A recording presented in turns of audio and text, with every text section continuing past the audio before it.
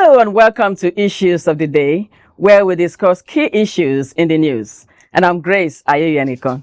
Joining me in the studio today are our in-house analyst, Mr. Rashid Oniyongiyo. Welcome, sir. Thank you. And I also have with me Mr. Demola Adeniran. Sir, you're welcome. Thank you very much. Now we go straight to the headlines of our news update today. Viral video raises questions as President Tinubu ministers sing replaced Arise O Compatriots anthem. Gbajabiamila threatened 10 billion naira lawsuit over murder, bribery allegations. Atiku Obi 6 probe into 8.83 trillion naira off budget spending over IMF reports. Now the news in full. A viral video raises questions as President Tinubu ministers sing replaced Arise O Compatriot anthem. A viral video circulating on social media has sparked controversies after President Bola Tinubu and members of his cabinet were seen mistakenly reciting Nigeria's former national anthem, Arise O Compatriots. During a Federal Executive Council meeting, the incident occurred shortly after the council's members took their seats in the chamber, when they began singing the previously abolished anthem instead of the current national anthem. Nigeria officially adopted Nigeria We Hail Thee as its national anthem in May 2024, replacing Arise O Compatriots, which has been in use since 1978. The apparent mix-up by the president and cabinet members has generated public discussion and awareness, communication, and the implementation of national policy changes among government officials. Now, I will come to my guest, Mr. Adeniran. What do you think could be responsible for this video? Because considering the fact that we know that it is not a recent video and it just happened to be in circulation again, what do you think would be what do you think they hope to achieve by this doctored video? Well, I think for me it is the shamelessness in how some media houses, help propagated this misinformation to the general public. I'm talking about newspapers that have been around, or media houses that have been around for almost 40 years. Okay.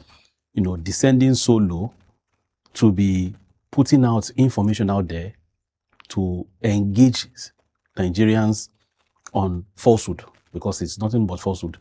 That video is fake. And what made it fake? I mean, the video is authentic. Okay. However, it was doctored to be fake. How do I mean? President Tinubu came into office, started his government May 29, 2023.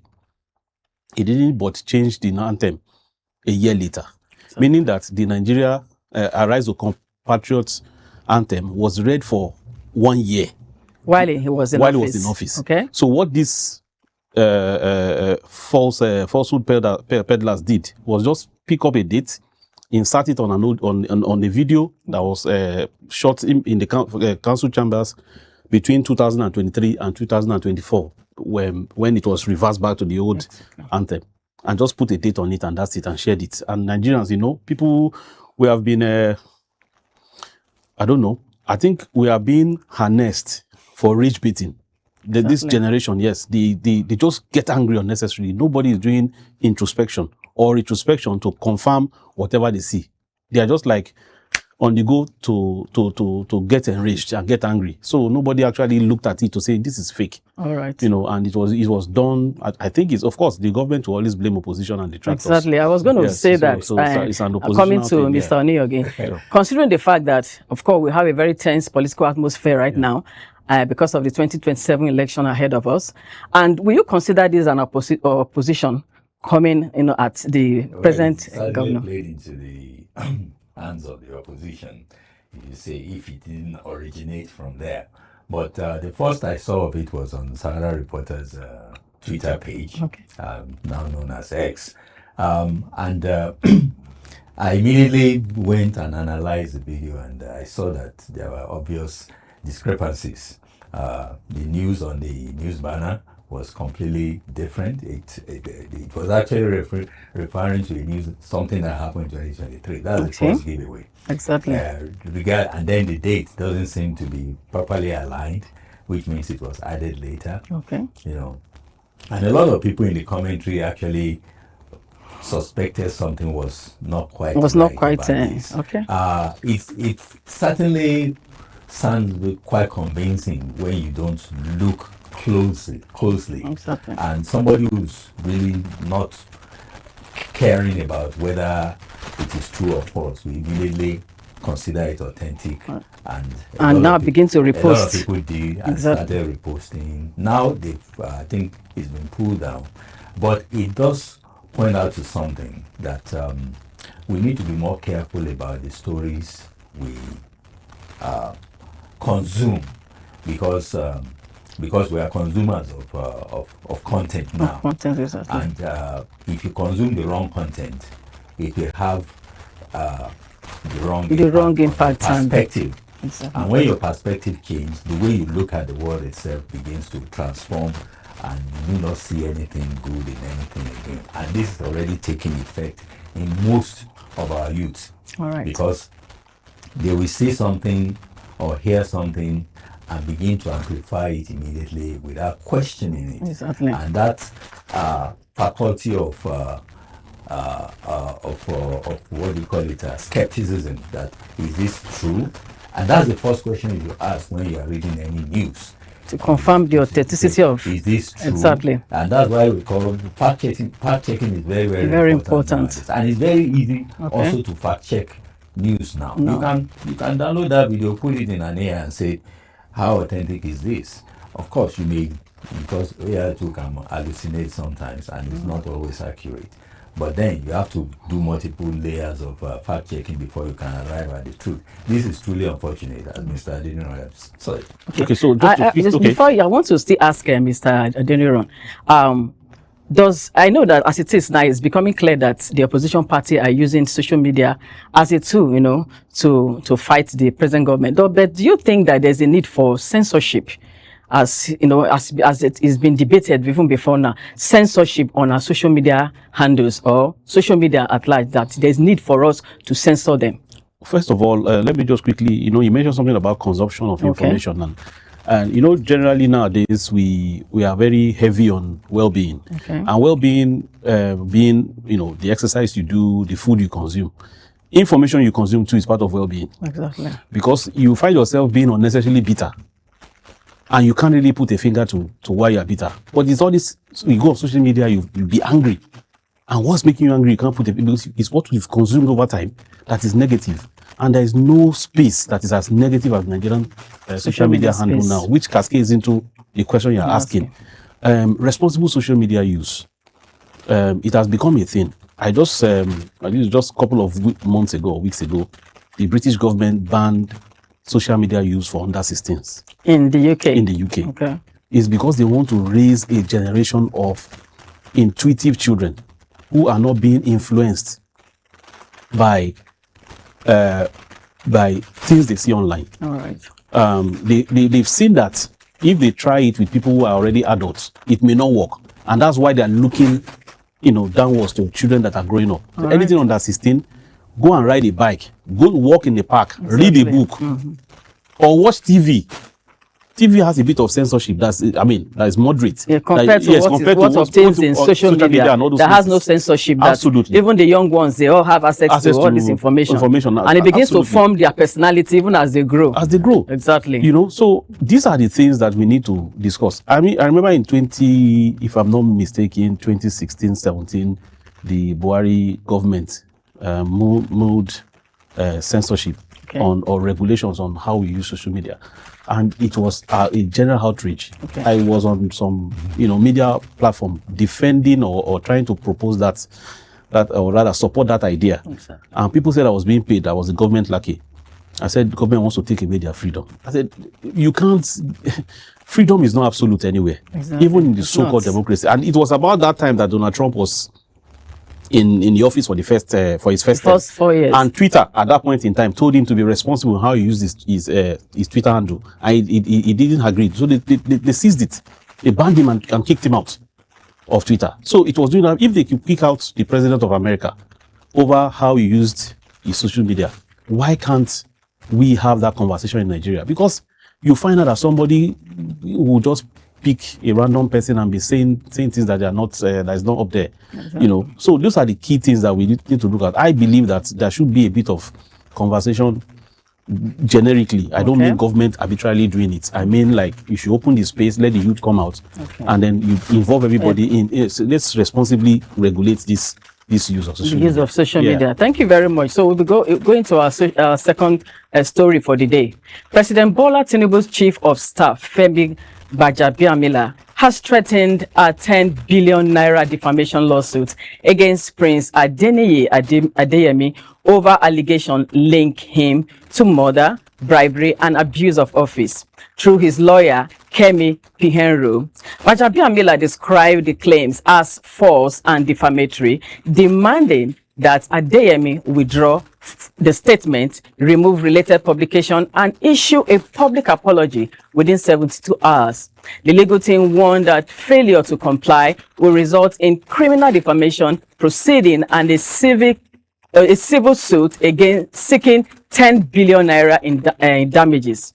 Adeyemi, who is facing criminal charges over his alleged involvement in the purported Presidential Foreign Intervention Promotion Council, is expected to appear before the Federal High Court in Abuja on July 27th. We're back again. This issue has been on and on and on. I just wish we would see the end of this. So what do you think? What's your take on this again? Well, a new face to it. While you are reading out that news, what's running in my head is damage control. But there's fire on the mountain. Seriously. Obviously. And things are not as, this news is not as big as it was when it first came out, because other facts are emerging. Exactly, we are seeing different dimensions to it now. But you have to compare what is happening with the accused and the people he accused. Now, the story is that it was masterminded by Gbajabiamila. That's according to the guy, because he alleged that he paid some money to the chief of staff to give him this appointment. It has since come out that the appointment that he was given, the proof of that appointment was actually a false document, which presumably could not have emanated from the chief office of the chief of staff. First, because the chief of staff does not sign appointment letters. Second, he doesn't even give appointments, it doesn't confirm it in any way. So that has been sorted out.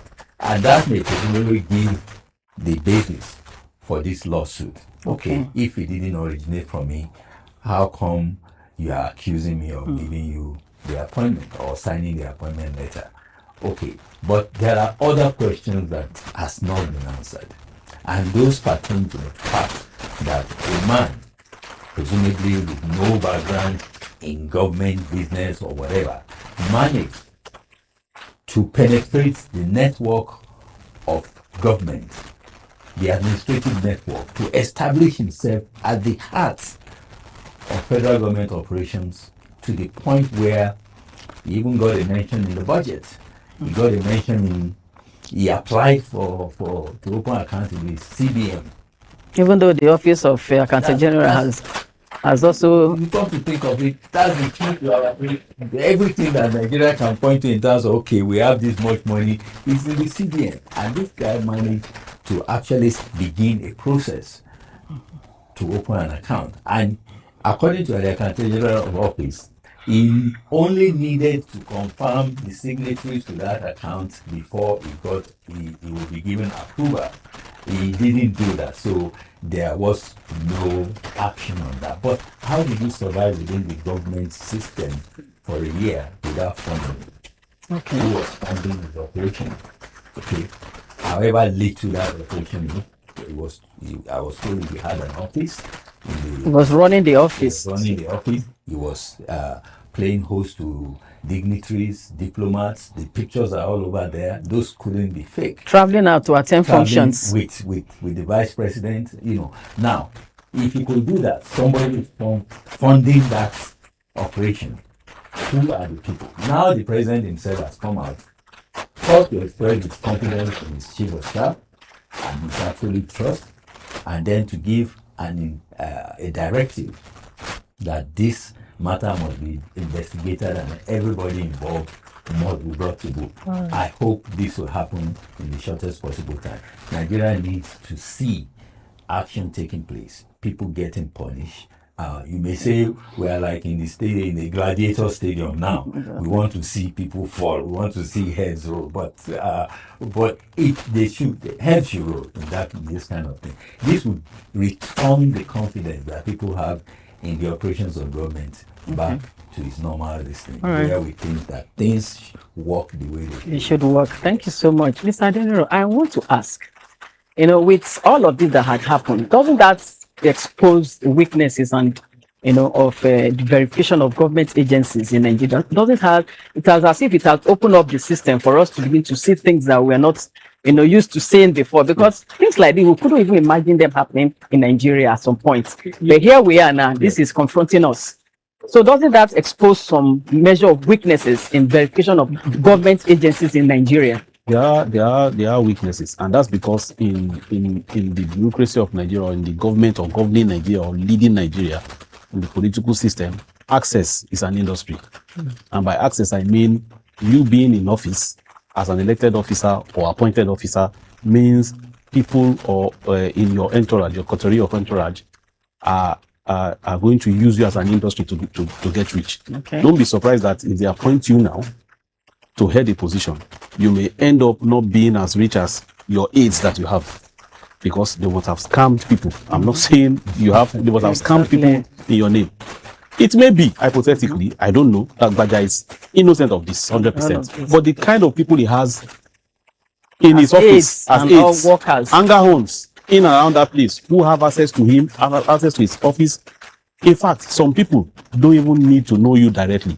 They just need to take pictures with you, and then they go out there to the market and say, I know this person, and I can use that person to use it to scam. Exactly. So those kind of things, and that's where I want to believe that the government have been doing poorly. That's in terms of controlling those hanger-ons and putting checks to give it to limit them to sensitive access, to the point whereby they will now be using the name of Nigeria or the name of the government to scam. Yes, I want to ask again on this. What lesson do you think Nigerians should learn? Because in all of this, there's something we have to learn so that we can be on guard as to relating with some of these new agencies and parastatals that are coming out.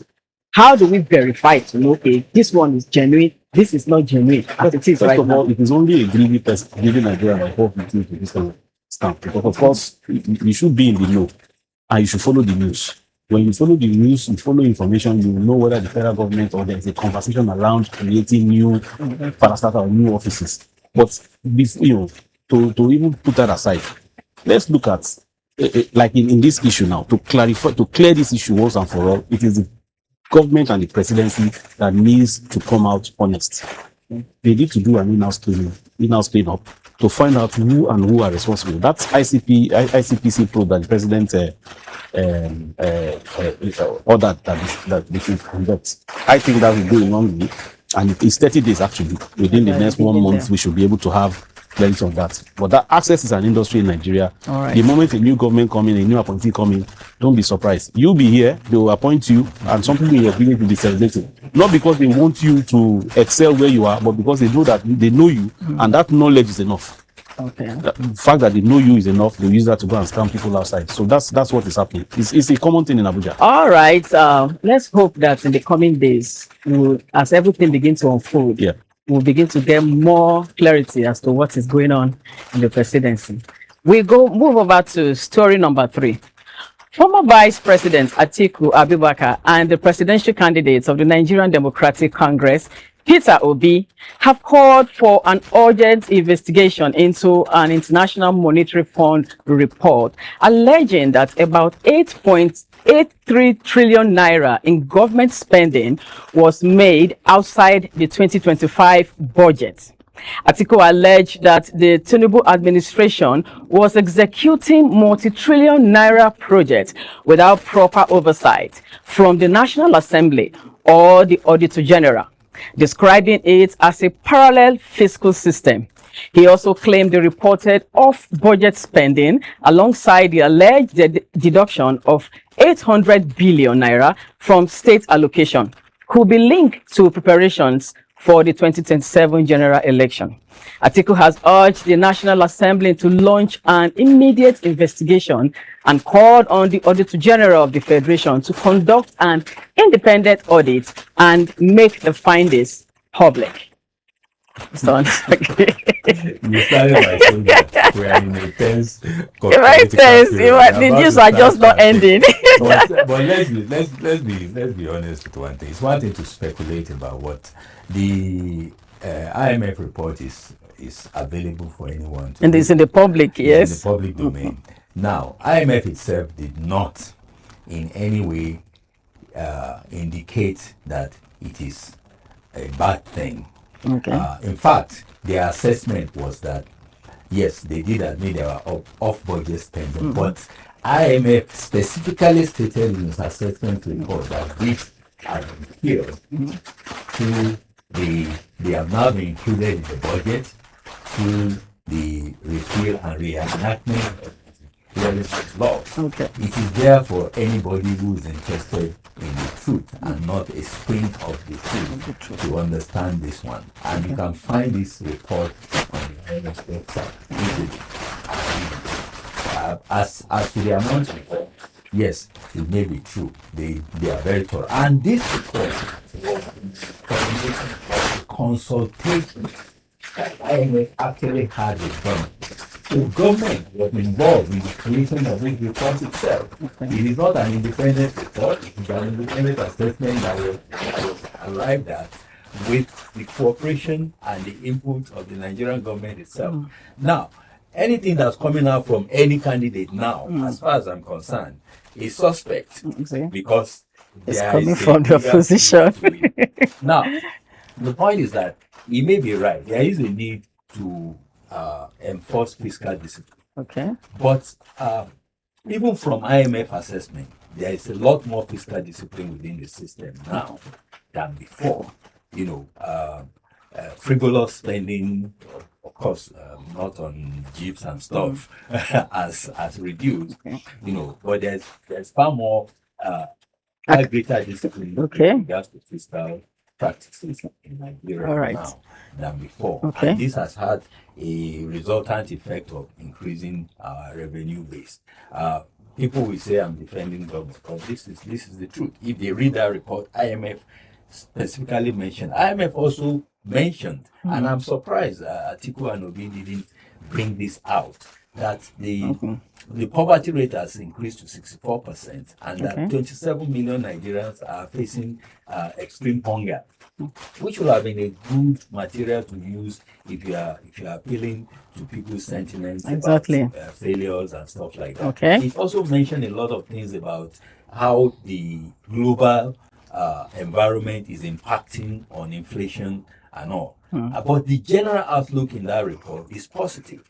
And what surprises me is why the government itself hasn't come out to completely and totally defend this whole narrative of complete failure, which is normal for somebody who is trying to become the next president. Both will be, of course, always looking for loopholes here and there. Okay, so it is a normal thing to do, but in trying to alert Nigerians to lapses in the system, you should not twist the facts, and I think this is a clear example of fact twisting. Okay. Thank you so much, Mr. Adediro. This issue, at a point I was beginning to think, I know that off-budget expenditure, is because they made it look like, of course, it didn't pass through the National Assembly. Where did this money come from and all that? So what exactly should be the concern of an ordinary Nigeria over such I mean, such the ordinary Nigerian, you mentioned something, a fact in that report that said that about 27 million Nigerians are facing extreme poverty. Exactly. That's where the average Nigerians will look at. But the politicians will look at the off-budget spending, in quotes, as a way to keep Arsenal for the next election in 2027. But that's the way the opposition party is looking at it. That's where the politicians will look at it. Okay. Politicians will not look at the hunger in Nigeria for now. It's not selling because it's not 2023 or 2024. This is 2026, a year or a few months to the next election. Politicians are not concerned about hungry Nigerians now. What they are concerned about is government putting money aside to outspend them to win elections for the next general election that is coming. So that is on the one hand. On the other hand, there is a Jekyll and Hyde personality display that I don't understand from Nigerians. On one hand, we don't like IMF.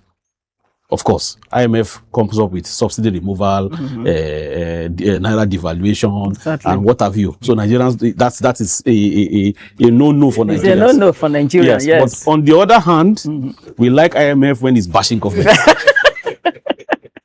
So that balance is what I don't understand, and I think social scientists have a long way to go. So with that. help to explain this to us. Yes. All right, this is where we join the curtain for today. Thank you so much, our in-house guests, for doing justice to the various topics and issues that we have discussed today. Thank you so much, Mr. Oni. God bless. Thank you so much, and thank you very much, Mr. Adeniro. God bless you too for coming. Thank you so much. This is where we'll be drawing the curtain for our discussion today. You be please kindly join us on our social media platforms, on Instagram, on Facebook, X, that was formerly Twitter, and TikTok. No, thank you so much for being with us. My name is Grace Ayoyeneko, and this is Citizen TV. Have a lovely day.